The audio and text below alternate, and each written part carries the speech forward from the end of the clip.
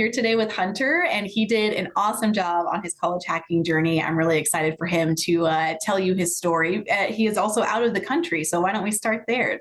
Hunter, welcome. Sure. Thanks, Lauren. Thanks for having me. I guess we'll start. I'm in Canada, so I went to University of Maine at Presque Isle for my bachelor's liberal studies, and I did a minor in criminal justice. I started on January 20th, and I finished around, I guess, about the start of April, so almost like 12 weeks. It took me to complete the degree there. What drew you to UMPI? I think for me, for UMPI, the draw was the draft, being able to do a draft before you could finish like the final assessment. These other schools didn't seem to like give that option, as well as for the price point for what they do for competency-based education was more appealing than like the other schools that I was considering at the time. Nice. Yeah. And you were paying out of pocket, of course, because you're out of the country, so you didn't have federal Yeah. financial aid. In Ontario, there's something called the OSAP program. It's kind of our financial aid for province-wide. But yeah, they offered me a loan, but I didn't want to take a loan. I had the money on hand for the degree, so I was just going to pay out a pocket, which is fine. How did high school go for you? Were you worried when you started college here again later, because you had been in college previously a little bit? Were you worried about your academic skills, or was it more just about finding the right fit to pull everything together?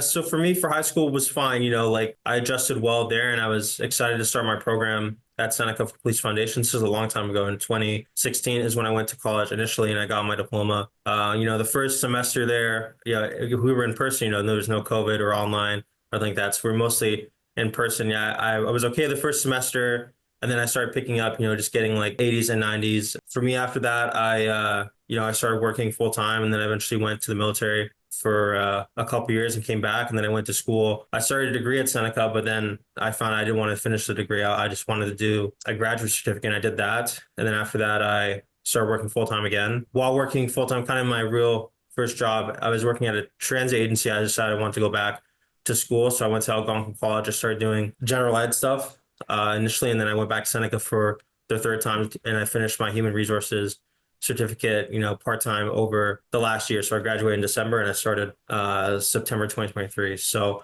for me, after that, I was thinking, I want to get a degree. I was looking at some options. They don't let you transfer too much in Ontario, from school to school or college, university. Is not allowed to transfer. Yeah, getting tired of working through like traditional schooling. So like online, it was 14 weeks. Yeah, every week I had like a discussion, or there was something to submit, or a test or a quiz or something like that, right? So I was like, yeah, is there any way that could be faster? And that's when I came across the channel here. Okay, great. So you realized there was another way to do college and thought maybe this is for me. When you and I met, we talked about some study in Sophia classes for you to start taking, and then you kind of jumped into those, and it felt like 3 days later you emailed me and said, I'm done with everything. So tell us about that. Yeah, so initially we were discussing if I'm doing the criminal justice degree or if I'm doing the bachelor's in liberal studies. And I guess through like what you have on hand, you could see that I would have to do less classes doing the bachelor's of liberal studies. And yeah, in the end, it doesn't really make much of a difference to me. It seemed like I was good to go. I had over 100 credits from Seneca, and then I didn't think I had to do a lot of Sophia, but then in the end I had to, because without the NACES transcript, they only accepted 6 credits out of my 100, and I was never told why. Eventually, I started Sophia. I'm like, yeah, I got to start Sophia because this is in November, December. I'm like, yeah, I got to start because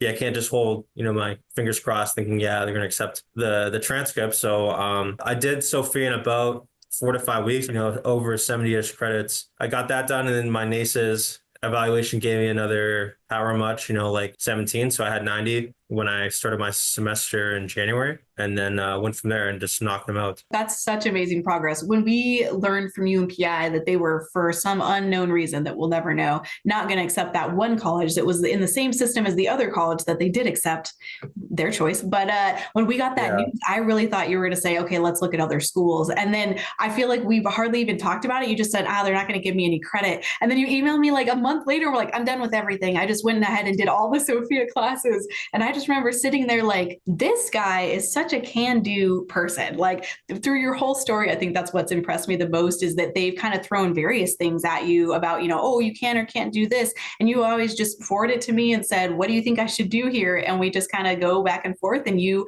make it happen. You talk to the school and negotiate something that makes sense for everybody. And I've been really impressed by your ability to just stay calm and do what needs to be done to get through it. So it definitely worked well for you. Yeah, in life, people are going to say no or tell you no. You just have to, just go around it. If you want to do something, then do it. So I know we tried looking at Texas East AMA, but they wouldn't accept me because I didn't live in Texas.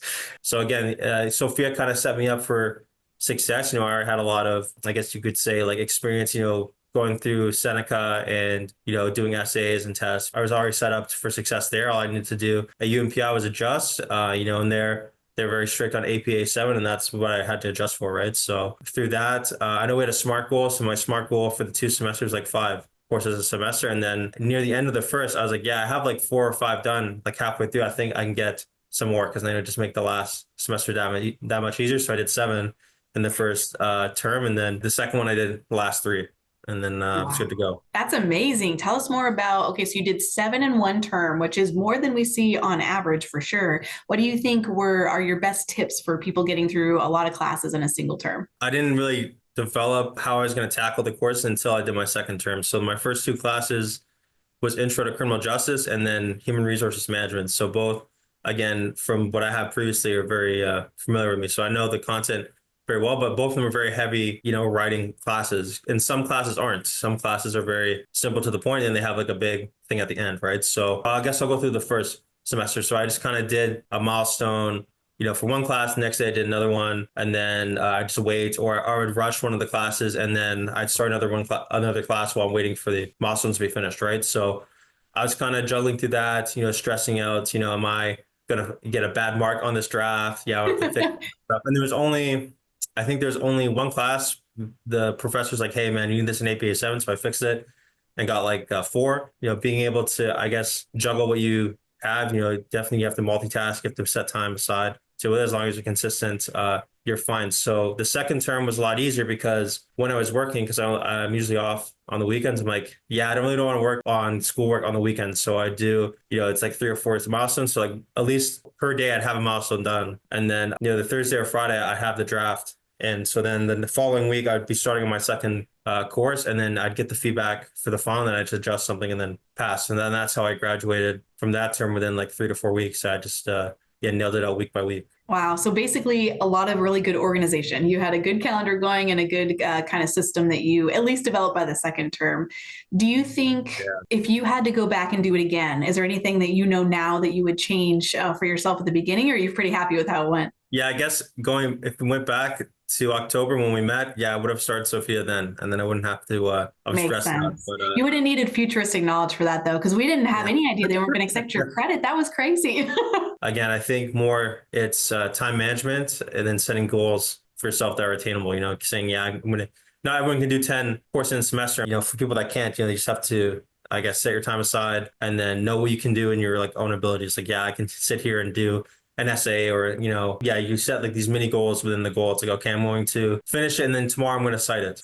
Stuff like that really helps. Okay, awesome. So really good feedback. I think those SMART goals were really a good critical part of your plan. What are your goals going forward? I know we've talked about master's degrees. What are you thinking now? Right now, we recently discussed, I'm transferring into the Master's of Organizational Leadership, but I'm coming in as a non-degree seeking student for the next semester. You know, the master's might be a bit more difficult. You know, you have to read more, do this and what have you. So yeah, definitely be a good like challenge for me. But yeah, ideally, I'm gonna have like the same type of goals. You know, let's get 5 done for the first term, and then the last get 4. I'm transferring 3. And professionally, once I get the master's, then I can apply elsewhere. And obviously, with a lot more time and money saved than as if I went through university in Canada and doing the same thing. It'd take, you know, 4 or 5 years to get a degree and then a master's, right? So yes. What would you tell international students, really from any country in the world, that are worried about the process of going through NACEs to maybe get some transfer credit from a school in another country, or are just worried about coming in to a US school online as an international? What would you tell them? Well, for me, from my NACEs experience, it was a bit slow because there was a federal strike for the postal office at the time. So, I mean, oh no. keep an eye out if your country goes on strike. Keep an eye out if your country goes on strike. Right? I love it. Yeah, so me, it was a bit slow. Getting the transcripts to NACEs was fine. So as long as you're able to get those transcripts, all you need is it to be sent to the local center. So mine was in my town for some reason. So I'm assuming they've had it contracted out to somewhere or something that will do it. So there's probably close to you, you know, wherever you live, there'll be something near like a major city or like wherever you may live. So as long as you can get those transcripts and then pay the price to have it sent over, great. If you might have trouble with that, then maybe you'll have to like see some other like, resolution to get it. But when someone is applying it, that's an international student, I think, I guess we kind of go back to time management. You have to be someone that's committed. So yeah, you're paying out of your pocket. I know in the previous videos and channels, like, yeah, you're getting your money's worth. So I think it's that Dr. Eric that came on, he's like saying, yeah, it's my money.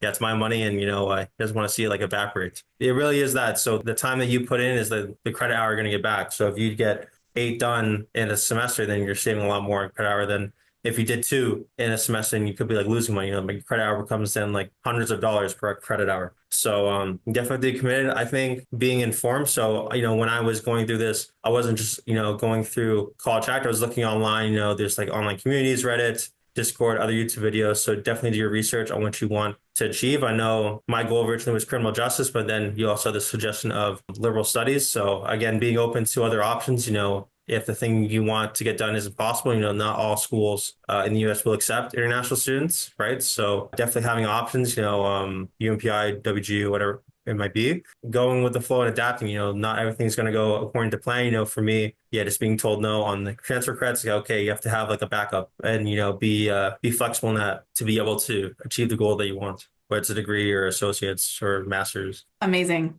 I always enjoy listening to you talk through your mindset when it comes to accomplishing goals, because you're just really well organized. You don't have a lot of like extra emotion about it. I think sometimes people get really clouded and they let their feelings kind of get the better of them, and then it's hard to move. They get very paralyzed. That's not something you struggle with, and it's really inspiring to watch. So I think everybody is really going to benefit from your story and the way that you approach things. Yeah. Anything else that maybe you haven't shared that you would love to share? Yeah, I think it's called imposter syndrome, like saying you can't do something and then you just do it. It's like, oh yeah, I could do it all along. Yeah, it's like natural. Like for me, when I did some of these courses, I'm like, oh man, like am I going to pass? Am I going to fail? Like what's going on? And then, just wait and hear back. Oh yeah, I passed. Yeah, I passed. Great. I think my advice would be just do it. Just do it. If it's something you're passionate about, then like you'll make your way through it. Just do it. You heard it here first. I think that's the best way to approach it. Just jump right in. Hunter's a great example of how to be successful. He's one of many awesome examples. So thanks for joining us today, Hunter. It's been wonderful working with you. Awesome. Likewise, Lauren. Thanks so much. You're welcome.